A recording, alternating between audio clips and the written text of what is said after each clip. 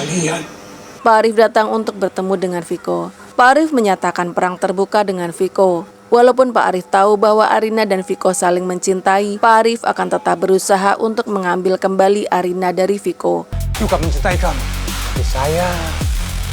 Pak Arif sudah tahu kalau Arina sedang menyelidiki sebuah rahasia besar yang sedang disembunyikan oleh Pak Baskara. Pak Arif tidak ingin Arina mempertaruhkan nyawanya dengan tetap tinggal di dalam rumah seorang psikopat seperti Pak Baskara. Setelah Reno dan Hana mengetahui dari Mika kalau Viko dan Arina berdebat tentang buku jurnal milik Bu Farida, Reno dan Hana meminta tolong pada Mika untuk secara diam-diam mengambil jurnal itu di dalam ruang penyimpanan. Mika kemudian menyampaikan ada seseorang yang secara diam-diam mengambil jurnal itu sehingga Viko dan Arina menjadi bingung dan penasaran. Jika tidak ada sebuah rahasia besar di dalam jurnal, untuk apa isi jurnal itu berusaha untuk disembunyikan? Ada sesuatu yang sangat bahaya.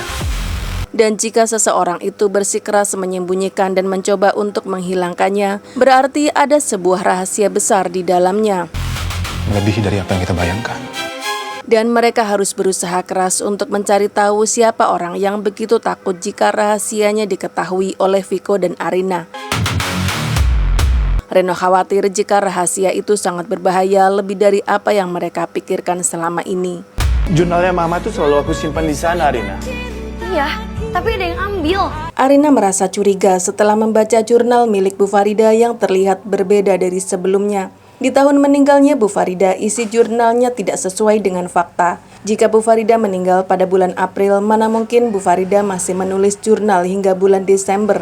Siapa?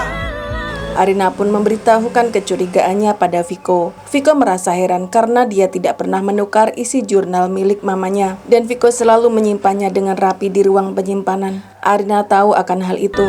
Ya aku juga nggak tahu. Yang jelas...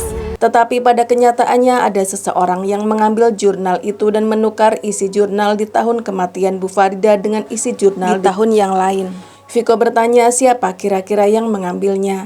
Kayaknya ada orang yang masuk sebelum aku datang ke ruang penyimpanan. Tentu saja Arina tidak tahu. Jika dia tahu, tidak mungkin dia akan bertanya juga kepada Viko. Pikiran Viko langsung tertuju pada papanya. Hanya papanya yang berani masuk dengan leluasa di ruang penyimpanan tempat Viko menyimpan semua kenangan tentang mamanya. Kamu sudah mati. Pak Baskara membakar isi jurnal di tahun kematian Bu Farida. Dia tidak akan membiarkan Arina menemukan bukti apapun tentang apa yang sebenarnya terjadi sebelum Bu Farida meninggal dunia. Tapi tetap saja. Pak Baskara pun merasa kalau Arina semakin berbahaya. Arina sangat nekat dan begitu kekeh untuk menyelidiki tentang kasus kematian ibunya dan juga Bu Farida. Pak Baskara tidak bisa membayangkan jika sampai Arina menemukan sesuatu yang mencurigakan dan menyampaikannya kepada Viko. Kamu masih saja berusaha untuk menghancurkan hidup saya.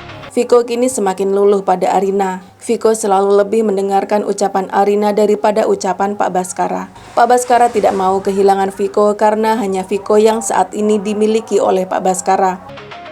Dasar perempuan licik kamu.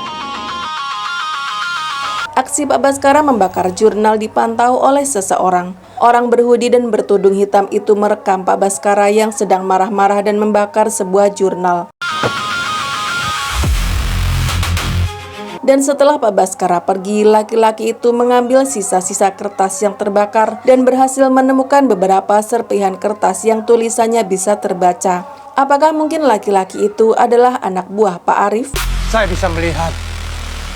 Arina kesal karena Viko terus-menerus membela papanya. Arina bukannya menuduh begitu saja terhadap Pak Baskara. Oleh karena itulah Arina ingin terus berusaha mencari bukti-bukti yang mungkin saja telah dicoba dihilangkan oleh seseorang. Tetapi sepertinya Viko selalu berbeda pendapat dengan Arina. Viko seperti tidak ingin menerima kenyataan yang mungkin begitu menyakitkan bagi dirinya. Viko selalu berprasangka baik kepada papanya yang jelas-jelas adalah orang yang sangat kasar dan suka memukul. Tetapi jika Arina menyelidiki sendiri, Viko selalu komplain. Arina benar-benar bingung menghadapi sikap Viko. Kamu mencintai Arina.